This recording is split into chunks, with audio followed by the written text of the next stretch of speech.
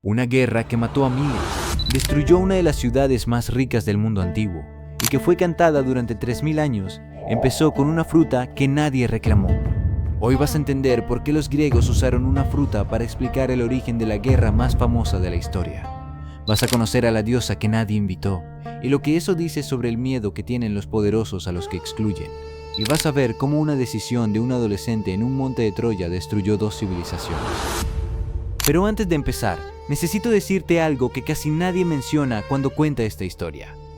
Hay una versión antigua, escrita por un poeta llamado Estesícoro, anterior incluso a Platón, que dice que Helena nunca llegó a Troya, que los dioses enviaron solo su imagen, su sombra, mientras el cuerpo real de Helena estuvo en Egipto durante toda la guerra. 100.000 hombres, 10 años de guerra, una ciudad quemada hasta los cimientos por un fantasma. Si eso es verdad, esta no es una historia sobre la belleza, ni sobre el amor, ni sobre la venganza. Es una historia sobre cómo el orgullo humano puede destruirlo todo, sin necesitar siquiera un motivo real. Quédate, porque al final vas a decidir tú cuál versión crees. Porque esta no es una historia sobre la belleza, es una historia sobre el ego de los dioses y el precio que pagan los humanos cuando los inmortales se pelean. La boda que no debería haber existido. Para entender la manzana, hay que entender la boda donde apareció, y para entender esa boda, hay que entender por qué un dios olímpico y una ninfa del mar se casaron con un humano. Tetis era una nereida, una ninfa del mar extraordinariamente poderosa, no una diosa del panteón olímpico, pero algo muy cercano, y los dioses le tenían miedo. El motivo era una profecía, una de esas profecías que el destino griego lanzaba con la precisión de una flecha envenenada. El hijo de Tetis sería más poderoso que su padre, lo que significaba que si Zeus se unía a Tetis y tenían un hijo, ese hijo eventualmente lo destronaría. Zeus lo sabía, Poseidón también lo quería, y ambos retrocedieron. En cambio, decidieron que Tetis se casaría con un mortal, el héroe Peleo. Si el hijo de Tetis iba a ser más poderoso que su padre, que ese padre fuera alguien que no pudiera ser destronado del Olimpo, ese hijo sería Aquiles. La boda de Peleo y Tetis fue el evento del año en el Olimpo, un festín en el monte Pelión que duraba días. Los dioses llegaron con sus mejores poderes, el vino que servían era ambrosía, la música hacía temblar las montañas distantes, era, por todos los estándares disponibles, la fiesta perfecta. Todos menos una fueron invitados. La diosa que nadie invitó. Eris, en griego. Su nombre es la misma palabra griega para la discordia, la disputa, el conflicto. Los romanos la llamarían discordia. Los griegos la asociaban con esa sensación específica cuando algo hermoso se quiebra entre 2 personas que se amaban. No fue invitada a la boda, no por descuido, por diseño, porque nadie quería a la diosa de la discordia en una celebración que se suponía debía ser feliz. Que invitar a Eris era como invitar al desastre. Pero aquí está el problema con esa lógica. Y los griegos lo sabían perfectamente. Excluir a la discordia no elimina la discordia, solo la hace más probable, solo la hace más furiosa cuando llega. Eris llegó de todas formas, no entró como los demás. Apareció en el centro de la celebración y lanzó una manzana de oro sobre la mesa principal. En la manzana, una inscripción grabada, 3 palabras en griego que se han convertido en quizás las 3 palabras más costosas de toda la mitología occidental. Tei Calistei, para la más hermosa. La fiesta se detuvo, y 3 diosas extendieron la mano hacia la manzana al mismo tiempo. Las 3 diosas y la vanidad divina. La manzana cayó entre los dioses como una piedra cae en un estanque. Los círculos que creó se expandieron hasta el horizonte de la historia. 3 diosas la reclamaron simultáneamente. Y el problema que esto creó no era simplemente el de 3 personas discutiendo sobre un objeto. Era un problema de poder, de ego y de orgullo divino que no tenía solución limpia posible. Era la reina, esposa de Zeus, la diosa más poderosa en términos de rango institucional. Su argumento era implícito pero inequívoco. Soy la reina. La manzana es mía por derecho de posesión. Hera no era conocida por la sutileza, era conocida por su memoria perfecta y por la escala de sus venganzas. Atenea, la estratega. Diosa de la sabiduría y la estrategia de guerra, nacida de la cabeza de Zeus, virgen, incorruptible, brillante. Su argumento era diferente. La belleza real no es superficial. La belleza real es la del pensamiento perfecto, la mente que ve lo que los demás no pueden ver. Atenea tampoco era conocida por la sutileza. Era conocida por su obsesión con la victoria y por nunca, absolutamente nunca, olvidar una derrota. Afrodita, la más dispuesta a ganar. Diosa del amor y la belleza. Literalmente la encarnación de la atracción. Los textos dicen que cuando Afrodita entraba en una habitación, los hombres olvidaban sus nombres y las mujeres olvidaban sus intenciones. Era también, de las tres, la más dispuesta a hacer lo que fuera necesario para ganar. Zeus, el todopoderoso que lanzaba rayos y gobernaba el universo, no quiso involucrarse. La sabiduría de Zeus en este momento consistió en reconocer que ninguna respuesta que él diera sería correcta. Así que hizo lo que los poderosos hacen cuando el problema es demasiado complicado. Lo delegó, y lo delegó en alguien que no tenía ningún poder para manejarlo. Ese alguien era un joven pastor en la ladera de una montaña cerca de Troya, que en ese momento estaba cuidando ovejas y no sabía que los dioses ya habían decidido que su nombre viviría para siempre. Lo que tampoco sabía era quién era realmente. París, el príncipe que no sabía quién era. En el monte Ida, cerca de Troya, había un joven pastor llamado Alejandro. Era extraordinariamente hermoso. Era inteligente. Era, según todas las fuentes, un hombre de carácter genuinamente bueno dentro de los límites de su mundo y su tiempo. Lo que no sabía, o lo que prefería no recordar porque la historia era demasiado pesada para cargarla todos los días, era que era el príncipe París de Troya. Su padre, el rey Príamo, lo había enviado lejos cuando era bebé porque una profecía había dicho que su hijo traería la destrucción de Troya. Los sirvientes encargados de matarlo no pudieron hacerlo y lo dejaron en el monte. Fue criado por pastores, creció sin saber exactamente lo que era. A ese joven, en ese monte, llegaron 3 diosas acompañadas por Hermes. Y Hermes le dijo que Zeus había ordenado que él, París, decidiera quién merecía la manzana de oro. No hay respuesta correcta a esa pregunta. No existe el universo en el que París pudiera haber elegido y las 2 perdedoras dijeran, muy bien, decisión razonable, sin resentimientos. Eris lo sabía cuando lanzó la manzana. Zeus lo sabía cuando mandó a París a juzgar. Todos los dioses del Olimpo lo sabían. Solo París, con la desventaja fatal de ser joven, no lo sabía todavía. Las ofertas, lo que los poderosos consideran más valioso. Las 3 diosas no se limitaron a presentarse y pedir su veredicto. Cada una hizo algo que en cualquier contexto llamaríamos soborno, y lo que cada una ofreció revela exactamente qué tipo de poder creía que era el más deseable. Hera se presentó con toda su majestad. Le dijo que si la elegía, le daría dominio sobre reinos, poder político sobre toda Asia y Europa, el título de rey de reyes, ungido por la reina del Olimpo. Hera ofreció lo que ella misma poseía y valoraba, autoridad institucional. Atenea se presentó con claridad directa. Le dijo que si la elegía, le daría sabiduría ilimitada, que sería el mejor guerrero, el mejor estratega, y ningún hombre en ningún campo de batalla lo vencería jamás. Atenea ofreció lo que ella misma encarnaba, la mente como arma suprema. Afrodita se acercó y le hizo una promesa más sencilla. Le dijo que si la elegía, le daría el amor de la mujer más hermosa del mundo. París eligió a Afrodita. La mayoría de los comentadores modernos leen esta decisión como frivolidad, pero hay una lectura más interesante que las fuentes antiguas también sostienen. París eligió el amor sobre el poder y sobre la sabiduría. En el sistema de valores griego, eso no era necesariamente la elección correcta, pero era la más humana. La elección de alguien que todavía no había sido corrompido por la ambición de los reyes ni la frialdad calculadora de los estrategas.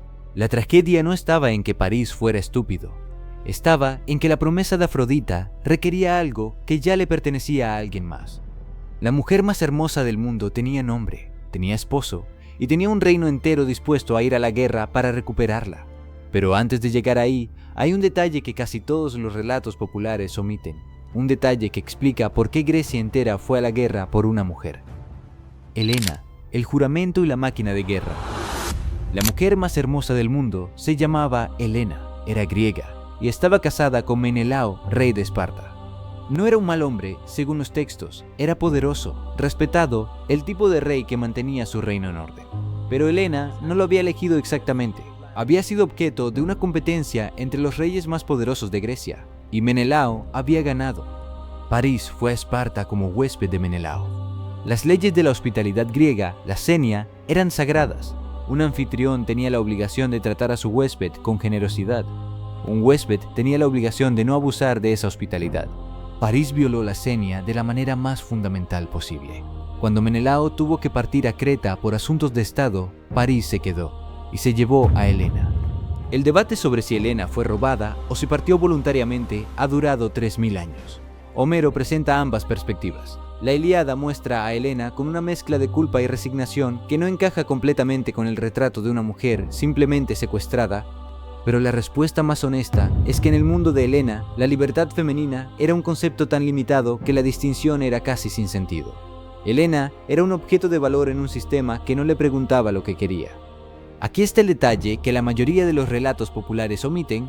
Cuando los pretendientes de Helena competían por su mano, la situación se volvió tan tensa que existía riesgo real de guerra entre los estados griegos. Odiseo, el más astuto de los pretendientes, propuso una solución. Hizo que todos juraran, un juramento sagrado vinculante ante los dioses. Quien ganara a Helena sería apoyado por todos los demás si algún día alguien le quitaba a su esposa. Era un acuerdo de defensa mutua aplicado específicamente a Helena. Cuando Menelao regresó a Esparta y encontró a su esposa Ida y su tesoro saqueado, no solo era un esposo burlado, era el depositario de un juramento que cientos de reyes griegos habían hecho ante los dioses. Mandó llamar a su hermano Agamenón, el rey más poderoso de Grecia, y Agamenón convocó a todos los que habían jurado. Aquiles fue, Odiseo fue, aunque sin ganas, Áyax fue, Néstor fue, Diomedes fue, 1000 barcos, 100.000 hombres, la flota más grande que el Mediterráneo antiguo había visto, todo para recuperar a una mujer, o eso es lo que dijeron oficialmente, porque Agamenón llevaba años buscando un pretexto para atacar Troya, la ciudad más rica del mundo conocido, controladora del comercio entre el Mediterráneo y el Mar Negro. Helena fue el pretexto perfecto. Eris lo sabía, quizás Afrodita también lo sabía. Y si lo sabían, la manzana no fue simplemente una provocación de una diosa resentida. Fue la primera pieza de un juego de ajedrez que llevaba siglos configurándose. 10 años y lo que cuesta. La guerra de Troya duró 10 años. Una década de hombres muriendo frente a las murallas de una ciudad que no podía ser tomada por fuerza directa. 10 años de hambre, enfermedad, rencores acumulados y el tipo de brutalización gradual que convierte a los héroes en monstruos. Y los dioses observaban. Unos apoyaban a los griegos, otros a los troyanos. Y cuando el resultado de una batalla no les gustaba, intervenían. Atenea desvió lanzas, Apolo guió flechas, Poseidón levantó tormentas, Afrodita rescató a París de una batalla que estaba perdiendo. La guerra humana era, en gran medida, una extensión de la disputa divina que comenzó con la manzana. Los humanos morían, los dioses discutían sobre quién tenía razón. Aquiles se peleó con Agamenón por orgullo y se retiró de la batalla, y su ausencia cambió el curso de la guerra durante semanas. Patroclo murió, Héctor murió. Aquiles mató a Héctor y arrastró su cuerpo alrededor de las murallas de Troya. Y luego ocurrió algo que ningún general, ningún estratega, ningún dios del Olimpo habría predicho. El rey Príamo, el hombre más poderoso de Troya, el padre de Héctor, el hombre cuya ciudad llevaba 10 años resistiendo a los griegos, salió solo en la noche, sin escolta, sin armadura, sin ejército. Fue al campamento enemigo. Entró a la tienda del hombre que había matado a su hijo, se arrodilló ante él y le besó las manos, las mismas manos que habían quitado la vida a Héctor. Le dijo: recuerda a tu propio padre. Él también espera a un hijo que quizás no vuelva. Yo soy padre como él, y he venido a pedirte lo único que me queda, el cuerpo de mi hijo, para enterrarlo como merece. Aquiles lloró, el guerrero más feroz de toda la guerra griega, el hombre que había elegido una vida corta y gloriosa sobre una larga y olvidada, lloró con el padre de su enemigo. Ese momento no tiene armas, no tiene dioses interviniendo, no tiene estrategia ni honor militar. Solo tiene 2 hombres destrozados por la misma guerra, llorando por las mismas razones, en bandos opuestos. Homero dedicó un libro entero de la Ilíada a esa escena. No al caballo de Troya, no a la caída de la ciudad, a esa noche, a ese llanto compartido, porque los griegos entendían algo que los manuales de guerra no enseñan. El enemigo también tiene padre, y el duelo no distingue de bandos. Los textos griegos no presentan la guerra como algo glorioso, la presentan como algo glorioso y terrible simultáneamente, que es mucho más interesante y mucho más honesto. Y Troya cayó, no por fuerza bruta, sino por engaño. El caballo de madera, idea de Odiseo, el hombre más astuto de Grecia, cuyo nombre en griego comparte raíz con la palabra dolor u odio, fue el golpe final. Troya, que había resistido 10 años, abrió sus propias puertas para dejar entrar la trampa que la destruiría. En esa noche, la ciudad ardió, los hombres fueron masacrados, las mujeres esclavizadas, los niños lanzados desde las murallas, todo por una manzana que nadie reclamó. Lo que la manzana realmente era. La manzana de la discordia no es una metáfora sobre vanidad femenina. No es una historia sobre 3 mujeres peleoneras y un hombre que tuvo que elegir entre ellas. Esa es la lectura más superficial y la más usada históricamente para decir cosas que el texto no dice. La manzana de la discordia es una historia sobre lo que pasa cuando el poder excluye algo que no puede ser excluido. Eris no fue invitada, pero la discordia no necesita invitación. La discordia existe en todo sistema donde hay escasez y competencia. Los dioses podían ignorar a Eris en sus banquetes todo lo que quisieran. La discordia seguía estando entre ellos, sin nombre, sin asiento, pero presente. Lo único que logró excluirla fue no nombrarla, no reconocerla. Cuando Eris lanzó la manzana, no creó la discordia entre Hera, Atenea y Afrodita, la reveló. La pregunta de quién es la más hermosa ya estaba latente en el sistema olímpico. Los dioses griegos no eran entidades de armonía perfecta, eran seres de poder enorme y emociones completamente humanas que se traducían en consecuencias cósmicas. La vanidad de Hera, la seguridad de Atenea, el narcisismo de Afrodita eran estructurales, no eran defectos que se podían corregir. La manzana no los creó, solo los activó. Y París, el pastor príncipe que no sabía quién era, fue el detonador de un conflicto que ya existía en potencia. La guerra de Troya no empezó con París, empezó con la decisión de construir un mundo donde los dioses competían entre sí, donde los juramentos convertían el honor personal en obligaciones militares colectivas, y donde la discordia era algo que se creía posible ignorar si simplemente no la invitabas a la fiesta. Por casi 3000 años, la guerra de Troya fue considerada mito, ficción poética. La Ilíada y la Odisea eran literatura, no historia. Hasta que en el siglo XIX, un hombre llamado Heinrich Schliemann, que había leído a Homero con la devoción de alguien que cree en lo que lee, decidió buscar Troya de verdad y la encontró. Hisarlik, en la costa de Turquía moderna. Capas de ciudades, una sobre otra. La que los arqueólogos llaman Troya VII muestra signos de destrucción violenta, incendio y abandono masivo ubicados aproximadamente en el siglo XII a.C. La guerra de Troya pasó, en alguna forma que se corresponde con la leyenda aunque no la duplica perfectamente. Los muros que Homero describió existieron, la manzana de Eris, la elección de París, la cara que lanzó 1000 barcos. 7 capas de arqueología confirman que algo en esa historia fue real. Una boda donde se omitió una invitación, una fruta de 3 palabras, un joven en un monte que eligió el amor sobre el poder, y 10 años de guerra, una ciudad quemada, miles de muertos. Las guerras más devastadoras de la historia no empezaron con ejércitos, empezaron con una ofensa, con un orgullo que no pudo ser ignorado, con alguien que dijo, si no me invitas a la fiesta, voy a arruinar la fiesta para todos. ¿Cuántas veces en tu vida una sola palabra, un solo objeto, un solo momento de orgullo herido puso en marcha una cadena de consecuencias que tardó años en detenerse? La próxima vez que estés en una reunión y alguien sugiera no invitar a esa persona problemática, recuerda que los dioses griegos pensaron lo mismo. La discordia no necesita invitación, ya está adentro. El resto lo hizo el orgullo humano. Suscríbete y escucha el eco de los dioses.